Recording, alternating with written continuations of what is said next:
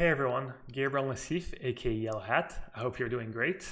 Today, Kanister and I are back for part 3 of our Innistrad Crimson Vow set review, going through the potentially playable black cards in the set and rating them on a scale from 1 to 5. Of course, I'll post a link to the other parts of the review in the description box down below, and I hope you enjoyed the video. Let's move to the black cards. Concealing Curtains, black mana, creature wall, 0/4 defender, 3 mana, transform, activate only as a sorcery. On the backside, Revealing Eye, Eye Horror, Menace. 3/4, as I said, when it transforms, target opponent reveals their hand, you may choose a non-land card. If you do that, player discards that card, then draws a card. Probably nowhere for this card to go in Modern. I mean, assuredly nowhere for this card to go in Modern, but I think I've seen worse standard cards. The duality of being a 1 mana wall against aggro decks that also is not terrible and even sometimes actively quite good in slower matchups and maybe even control mirrors seems pretty attractive to me. Yeah, I agree. It feels like a, split card removal / threat as the kind of the Vendilion click effect, except they discard instead of putting on the bottom of their deck, and anything that's cheap, not a spell, gonna help you against Thalia. If Thalia sees a lot of play. No, that card I first read it, I thought it was like, doesn't look that great, but I think I kind of like it. It's pretty cheap at like just black mana sit there and then like it transforms for not too big of a cost and like 3/4 menace body with like the discard attached. That's like actually quite formidable. Yeah, you also have quite a few playable -3/-3 effect in black. You have Crippling Fear, you've got Witch's Vengeance in Historic, you've got a bunch of these effects printed recently. If you're playing Grixis, you've got Cinder Clasp and whatnot, so 4 toughness is nice there as well. Oops. Yeah, it seems pretty solid to me. I'm gonna give it 3 out of 5 for standard. Yeah. There might be no decks with a home for it. Yeah, it could be a 2, it could needs to be a 2, it could be a 4. Needs to be kind of needs a black control deck. Yeah, let's go to 3. I agree. All right, back on the agreeing stick. Mm-hmm. For the cards.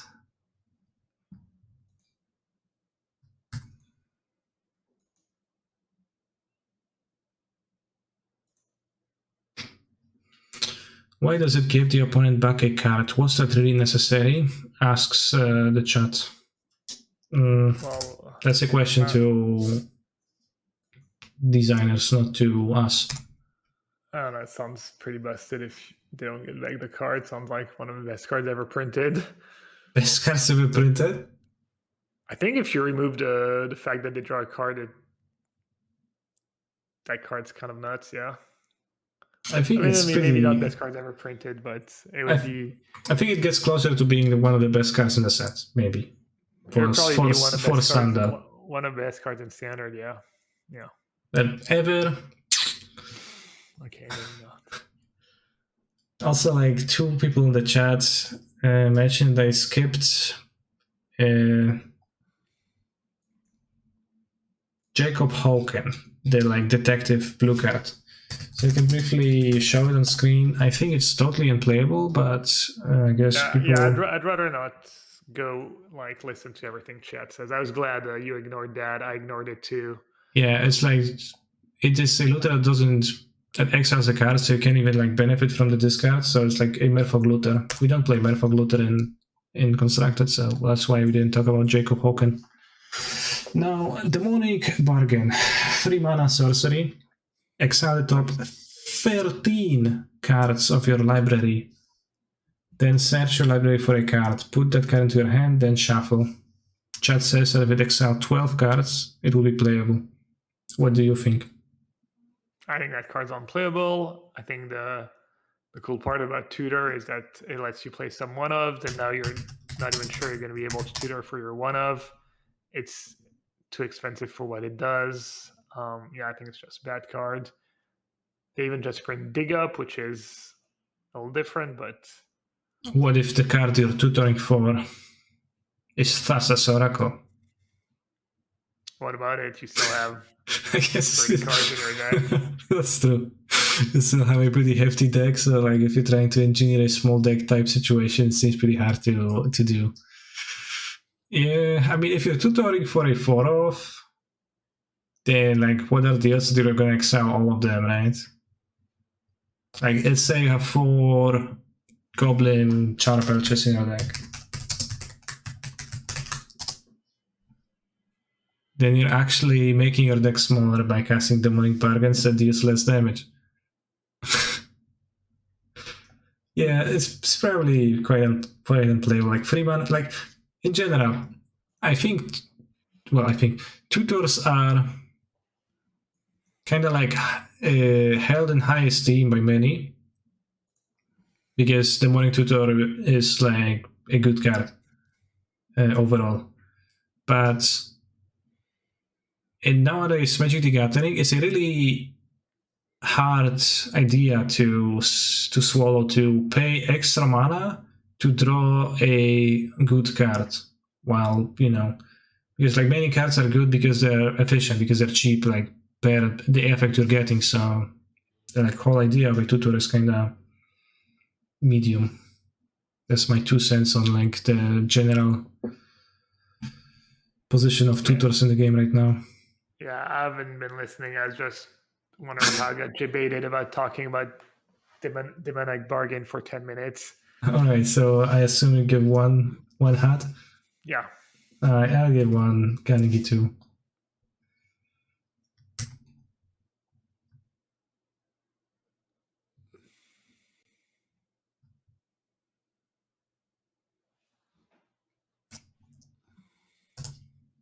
Next card, Dread Fugue. Black mana sorcery. Cleave for 3 mana. Target player reveals their card. You choose a non-card from it with mana value 2 or less. That player discards that card. So for 1 black mana, you get a little Inquisition of Kozilek. For 3 mana, you get just regular Coercion. 3 mana discard spell. What do you think? Coercion can take a land, I'm pretty sure. Really? Yeah. It's one of the few, but Coercion specifically. Damn. I really like shows that I never played with the card. Alright, shows that I'm a boomer. Yeah, thank you. Yeah, I don't know. Inquisition's good card. I think this is worse than Inquisition because I think black and 2 to take a non-land card, it's just not super reasonable effect. Yeah, the cleave cost is really tough, and like the cleave cost is really unattractive, so it would need to be played with the intention of being cast like 90% of the time for or more for the black cost, the cheap cost. So it's unfortunately the difference between 2 and 3 between this and Inquisition feels pretty humongous. In Modern we already have like 8 discard spells, so don't care. In Historic we've got 8 discard spells, so we don't care, I guess. Yeah.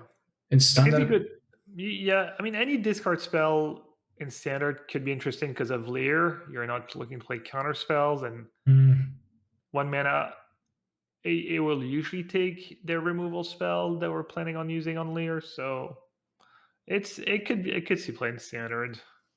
Yeah, I guess in that context, and then you can actually use the cleave cost. Well, you can't flashback with Leer with the cleave cost though, right?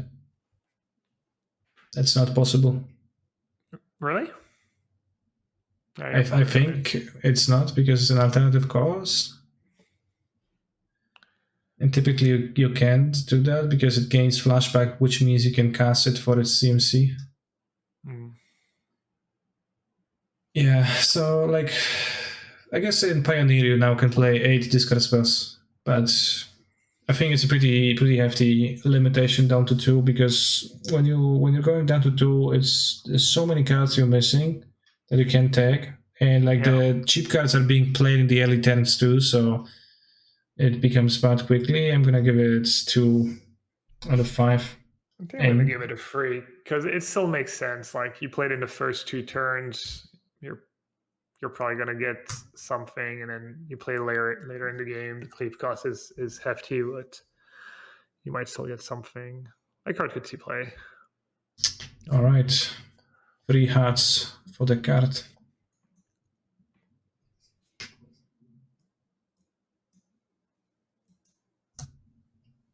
Dying to Serve, 2 black, Enchantement.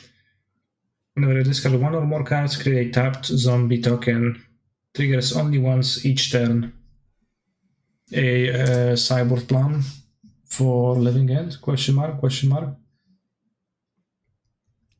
Oh, okay. Yeah, I mean, that's what I thought about when I saw the card. I thought about cycling. That was the first thing that came to mind. Yeah, exactly. Just kind of a potentially better Drakehaven. It works with blood tokens. That is true. Overall, at 3 mana, it's pretty hefty and hard to invest, I think, to justify this in many spots. Yeah, the tap part's pretty irrelevant against aggressive decks. Also, only triggering once each turn is like really a bummer of a limitation, because like they tell you not to get your hopes high, because the max play we can get is kind of medium. Yeah, but the 1 mana on Drakehaven is obviously a ginormous deal. So true. I mean, Drakehaven as a baseline is not the greatest card ever. Yeah. Does cycle equal discard? Chat asks. Yes, it does. A Street Wraith is going to trigger this. But overall, I think it's not gonna really work as like in a format high power like Modern. So it leaves like earlier formats, and like even in those is like too much investment for like too little payoff. So I'm deciding between 1 or 2 for this card. Yeah, I'm gonna be the optimistic one here. I'm gonna give it a 3. A 3. Chad also mentions that it works well with Celestus, which is your there you go. Favorite card, as far as I know, from current standard. Yeah. Also, you know, people play discard spells. People play Cruxaw. Yeah, I give it 1. And I'm recording your 3 out of 5 rate for this card. You're like, lock it in before he changes his mind. Yes. We can embarrass him. We've got proof. Yeah, I mean, I've got plenty of ratings that didn't really pan out from the perspective of time myself. So, Falconrav Forbear, 2 black, creature vampire. Flying, can't block. When it deals combat damage to a player, create a blood token. Black, sacrifice 2 blood tokens, return it from your graveyard to the battlefield. I think the idea here is that you can use a blood token to discard it, so that you don't have to play it ever. And then you use more blood tokens to bring it back. Yeah. So the question, right. The question would be, can you like produce enough blood in a standard aggressive deck? And it might be a bit hard. There's quite a bit of blood required for this card to work properly, because hardcasting it is a bit of a medium proposition for me. Yeah. You also have Spikefield Hazard in standard, so even if you do get it in play, there's a bunch of removal that exiles. It's a little slow to get going. Can obviously be nuts against some control decks. Yeah. Yeah, that's how like I could imagine this being played as like a sideboard card, similar to the Shade what's the name of the shade that people play in the sideboards. Yeah, you could, maybe you maybe play like 1 or 2 in your main deck, and then maybe 1 or 2 more in the sideboard for the matchups where you think it'll be good, something like that. Skycliff Shade was the name of the card. That's like currently standard legal. Is that card still standard legal? Yeah. Really? Yeah, I don't recall it being played too much, and that kind of surprised me because it's pretty good. Yeah. Maybe it's all the spike wheel hazard. I'm gonna give the Forbear 2 out of 5. Like the biggest upside of this would be probably the type line, but I looked through available vampires in standard and they just refuse to print 1-drops. So I don't think vampire aggro is plausible. There's 1 2-mana 2/1, and there's like there's a 1-mana 1/1 that ETBs to make it blood in this set, but there's also the 1/1 that gains first strike that's played a lot in limited. It's serviceable. I mean, it's not good, but if you're desperate for a 1-drop, I think it has a merit to exist and not be the worst, honestly. I'm going to give it a 2-hat as well. I don't think Voldaren Stinger and Constructed is plausible. But, well, sometimes you do what you...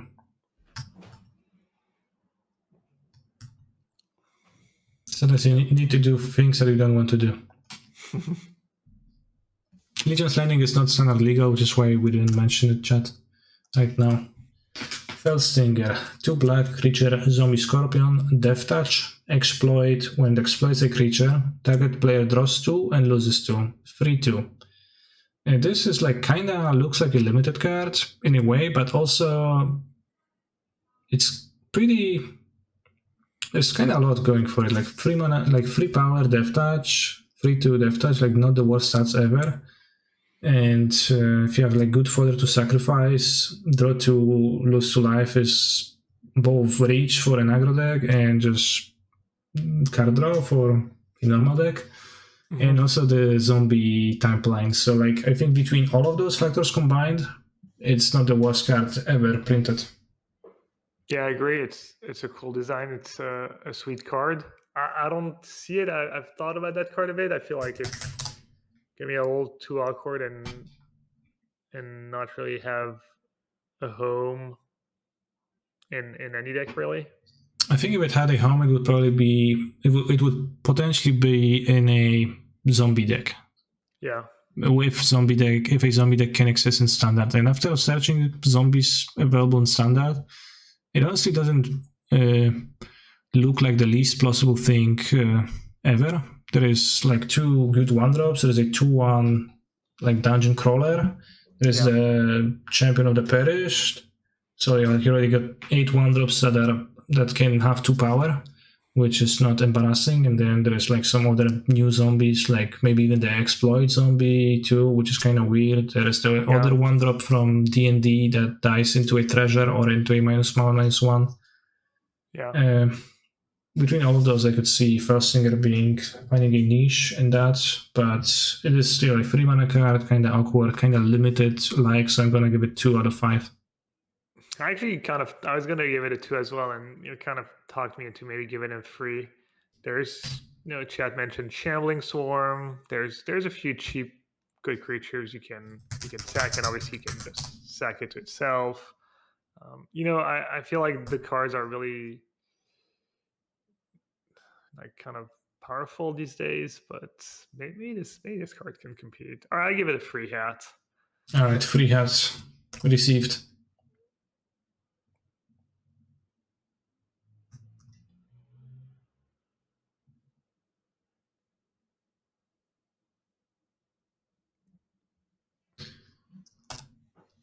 Next one, Graf River. That's another card that made me think about zombies too. 2 mana, creature, zombie warrior, exploit. When it exploits a creature, destroy target planeswalker. Beginning of upkeep, deals 1 damage to you. 3/3. So I'll just say 3/3 monster for 2 mana for the most part that does ping you every turn. And it has a random upside of killing a planeswalker if you exploit something, which is gonna come up, I assume, rarely. Yeah. That seems like a care filler for I would not be ashamed to play Champion of the Parish into Graf River, I think. Maybe. Yeah, that's Maybe fair. I was comparing to like the green creatures and the white creatures, and the fact that, if I'm not mistaken, I went over the zombies that are going to be legal in standard, and it doesn't look like you've quite got what you need to play a decent zombie deck. I could be wrong. Yeah, I think in a vacuum that card's fine. There's not a lot of good planeswalkers in standard. Maybe Sorin will see a bit of play. You've got Friend and 6 that sees a bit of play. And so the ability is, I think the ability is mostly relevant. Like trinket text. And like it's always better that it's there than if it wasn't. Yeah. I mean, card's fine. Yeah. Well, maybe down the line. We're only in 5-set standard right now, and it goes up to what's the maximum sets we can have in standard? Is it 8? I think it's 8. Chad also asks if you would play white over this, which I guess is also a 3-power zombie. White is a lock word. It's really good in limited, but standard, yeah, that card's just, I don't know. That depends if the fair toughness matters. Are there any shocks in standard? There's mostly like 3 damage. Yeah. No. It's like kind of random upsides. I'm gonna give it 3 because I'm a believer. I'm actually like kind of a teamy, and I enjoy like the prospect of building tribal decks and standard. So I always overrate the tribal cards. I'm gonna give it a 2.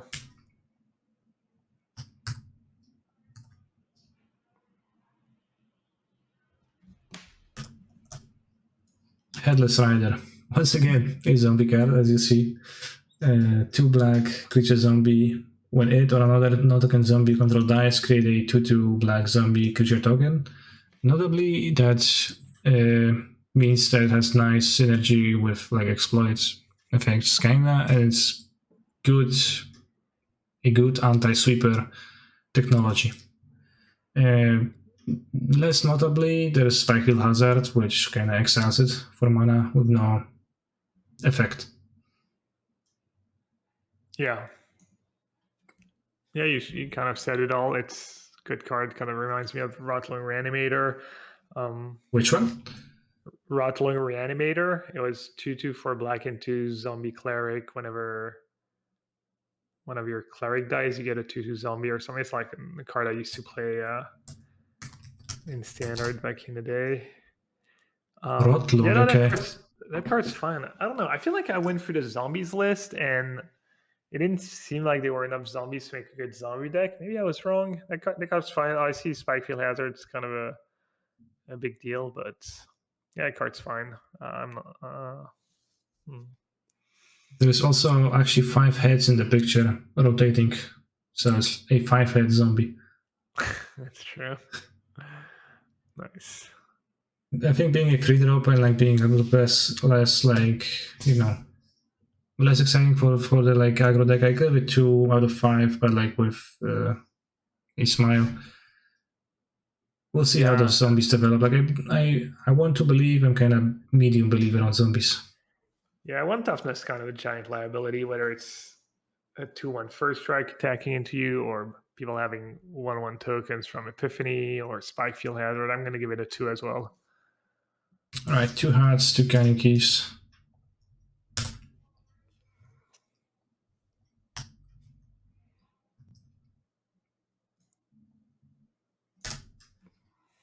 Next card, Path of Peril. 1 black sorcery. Destroy all creatures that with mana value 2 or less. Cleaves for 6 mana. Destroy all creatures. Yeah. Personally, I am unexcited by this card. Yet I put it on the list because it is a card that I have received a few questions about from chat from time to time. And I think the premise is that it kills all the creatures from a Lurus deck so that it could be playable modern. But I kinda call bollocks on that. I don't think that's true. I don't think it can be really playable in modern to kill a Lurus deck. It doesn't even kill the Lurus itself, etc. 6 mana sweeper, like a nice option to have in standard, but not even great here, and nearly irrelevant in modern. You can also just play them. Yeah, no, I agree. I think that card's not very good. I don't have much to say. I think it's just too narrow, too expensive. Even has like white in the cleave costs, which is another downside. I'm not a fan. Yeah, it can like occupy this like standard sideboard slot where like you put the infest cards against aggro decks sometimes in your deck. So like this is a kind of an infest. If checking for CMC is better than checking for 2 toughness. Yeah. But the cleave like barely matters on this, I think. Yeah. So I would give it a 1, but that feels kind of too harsh. So I'm gonna give it 2 for that infest utility. But for modern, it's a 1. I'm the harsh as well. I'm gonna give it a 1. I feel like that card's just never gonna see play. It's just gonna debate people.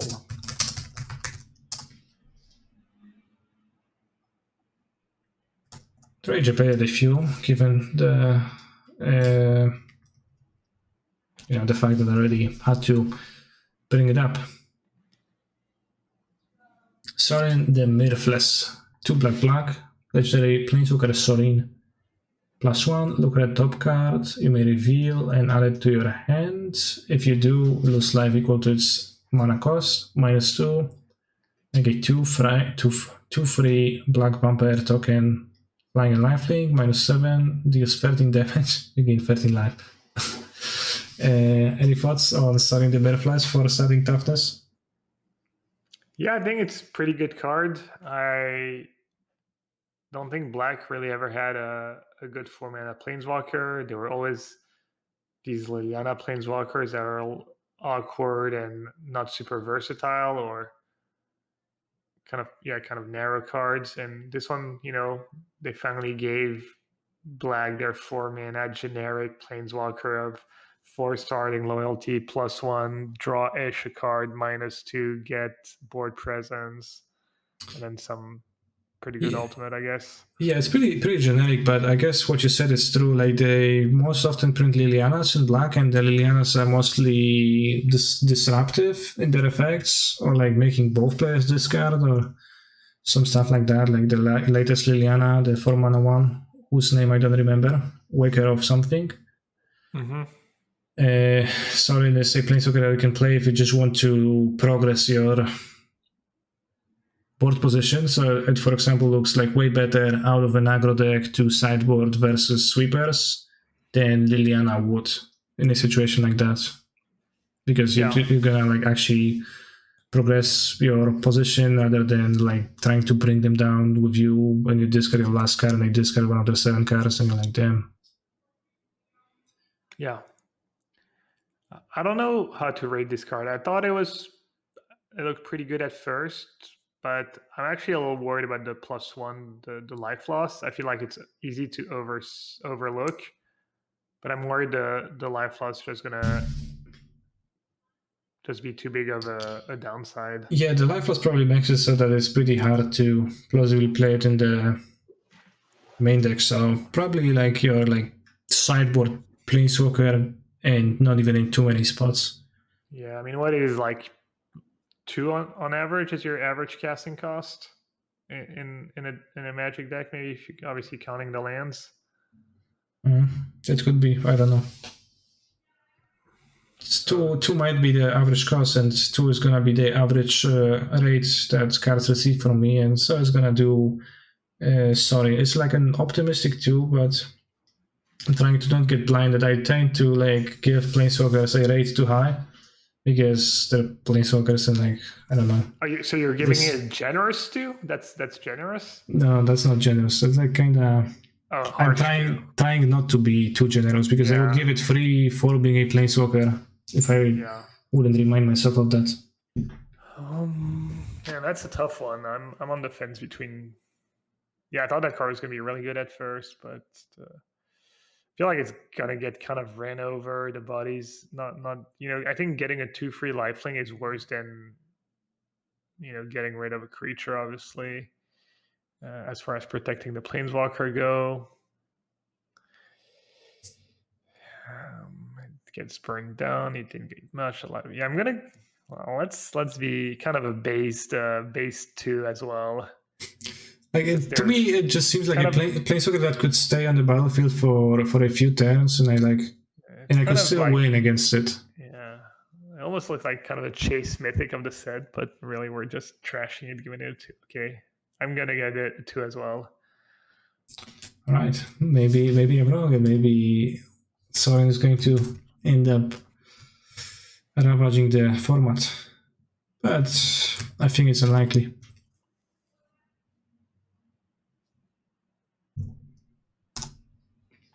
Voldaren Bloodcaster, undercard of 2 sides and way too much text to read. 1 black, flying. When it or another non-token creature you control dies, create a blood. Whenever you create a blood token, if you control 5 or more bloods, transform. And transform side is free flyer. Beginning of command of your turn, you may create up to 1 target blood token you control becomes a 2/2 black bat. It's a better vampire interloper, as I like to call it. Oh, it's not until end of turn. It just becomes a bat forever. Mm-hmm. That's pretty nice, actually. And actually makes that more attractive in a way. Well, I don't know how big of a deal that is. In general, I think the biggest obstacle for this card is the fact that they refuse to print good 1-drops for vampires, and it's going to be hard to make an actual vampire aggro deck. But yeah, if it was possible, then it doesn't seem bad to me. A flyer with potential to have some extra late game utility, either flipping or just creating the bloods when your stuff dies and letting you loot is pretty good. On the other hand, 5 bloods is super hefty, and the backside is potentially debate because we might never see Bloodbath Summoner in a Magic the Gathering game ever. It might never flip in any game on Arena ever. Yeah. It looked kind of exciting at first, but yeah, I agree. It's really, really mediocre. It's probably one of those cases where the amount of text debates you, and you keep reading, you're sucked into the story of the card, and then you want more, but you realize there is no more. Yeah, I don't have the best grasp on how easily you're creating blood tokens. It does seem like you're making them kind of easily, but I think there's some other good 2-drops too in Red Black Vamp. There's, I think, at least 2 cards I saw that I think are maybe better 2-drops. Mm-hmm. So we'll see. I think it would be plausible to make 3 blood tokens, but 5 is a bit too hefty, especially if some of the cards want you to spend it. Yeah. I'll give it a 2. I'm gonna give it a 1. I'm just gonna think it's just never gonna see play ever in any decent deck.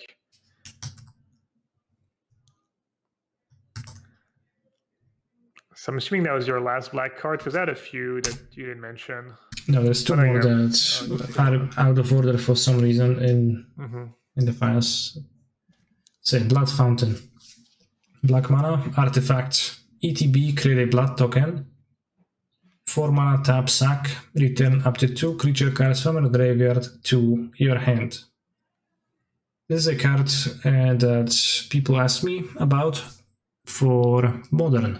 It is 1 mana, 2 artifact objects, 1 blood that lets you loot, and a discard outlet. So it kinda matches up in 5 different ways, matches up kind of well with Asmorano, Mardikara, Isina, Kodaka. Potentially. Can let you cast Asmorano as an artifact for Urza, can let you discard Daredevil, whatnot, whatever. There's kind of many cross synergies, which might be interesting. Yeah, and also just honestly the 4 sack ability in the deck was Lurrus, and a Lurrus deck, if you play that, it's not irrelevant. Some of the modern games are super, super grindy. So that card, yeah, it does a lot in many different ways. Question is, are you actually going to want to put that card in any of your decks? I'm not saying the answer is no. I'm just saying, there's a lot of good cards in modern. Yeah, I think it's a hard sell to put this into a Lurus deck that's like based on card quality rather than synergy. It is an artifact for Delirium too, though. So it's a type of a card that like does a significant amount of small stuff that if it all adds up together in your deck, it's gonna maybe be worth a shot. Yeah, exactly. If you use every bits of it, it might be good. Yeah, it's like also 2 mana, 1 mana, 2 artifacts, like +2 power for Urza's Saga constructs.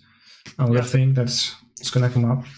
2 mana for Urza, the creature. 2 mana for the 3 mana artifact.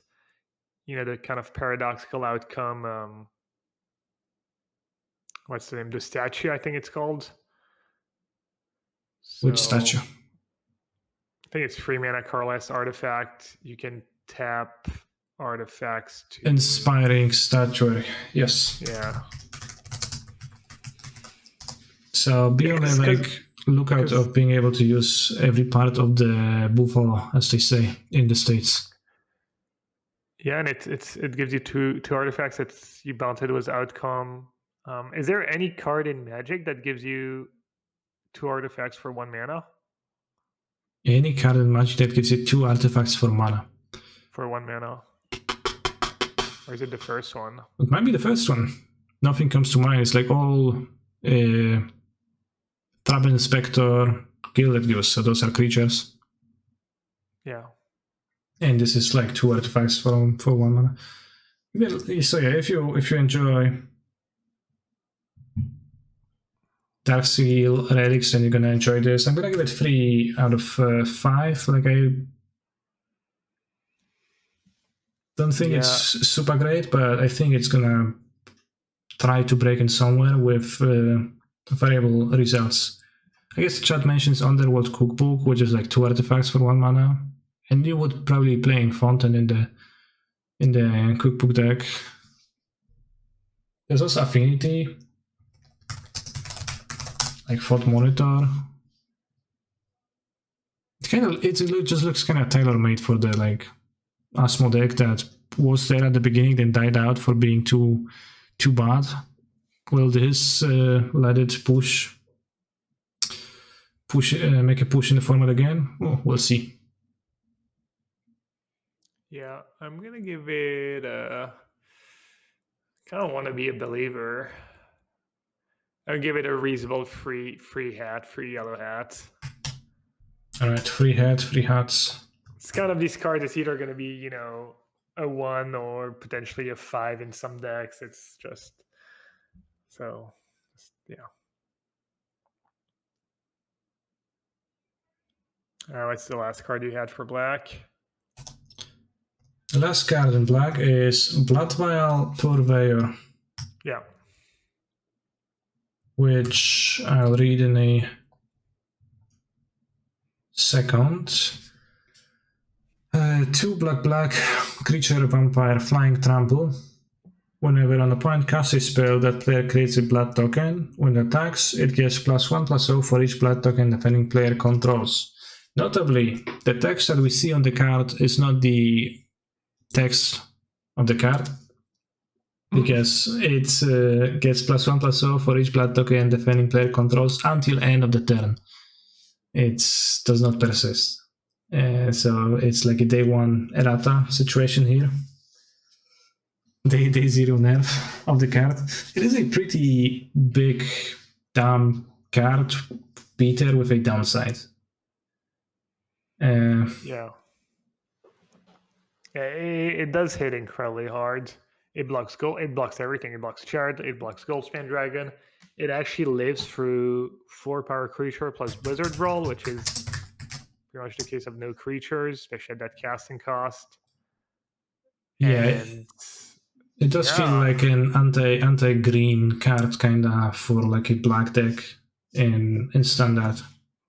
I mean, it blocks everything, doesn't get portable hole. Like, how does white attack into it? I guess you have Berthold Cathar. Obviously, you have to kind of win the game fast because eventually they will, the blood tokens do add up. But yeah, no, that card might be. There's a bunch of 4-drops. There's Sorin. There's also Henrika Damnathi, but that might be the best one. That may be kind of the one that looks the least flashiest or the worst on, at first sight out of the 3, but it might just be the most the one that lines up the best in the meta, in the format. Chad also says I survives burn down the house with the 6 point of toughness. Yeah. Oh, maybe it's even a main deck threat. Kinda would be wary of that because it dies to removal and even gives your opponent a small upside to the removal. But if there is enough things where it lines up, enough situations where it lines up super great, then it's gonna be pretty cool. Yeah, I mean, if you play one, they can't attack. Boom, you attack. You play a second one, and that's like a two-turn kill and flying trample. Nothing they can do about it. They don't have removal. Yeah. So, what do you think? I'm gonna give it 3. Chat says it's fake flying. Really, why is it fake flying? I'm gonna give it 3. I think 3 sounds like a strong grade, good grade for the card. I will follow suit. And that's going to be the end of black cards. Yeah, I had Enrica Damnathi, but I think it's probably worse than the Purveyor. It's the one of the mythic 4-drop vamp. Yeah, we are at 2:30 hours. We are done with black cards, so we have 2 colors to talk about and a few gold and artifact cards. Yeah. Do you think? Sure, go on. Yeah, green has very little though, and blood and golden artifact I don't think has a ton, but okay. Yeah, I had Enrica. I also had the Toxtril, the corrosive on my list. It's a 7-drop. I mean, it's a dumb 7-drop, but I feel like it does win you the game when you cast it against creature decks. I don't even remember exactly what it does, but yeah, I agree where it's going. I've seen Toxtril, and the Toxtril has a dead giveaway too. The blue-black costing ability that's only here to make it a 2-color commander. And then I stopped reading. I also stopped reading because literally the text on the card was already, there was no more text on the card, but... Okay.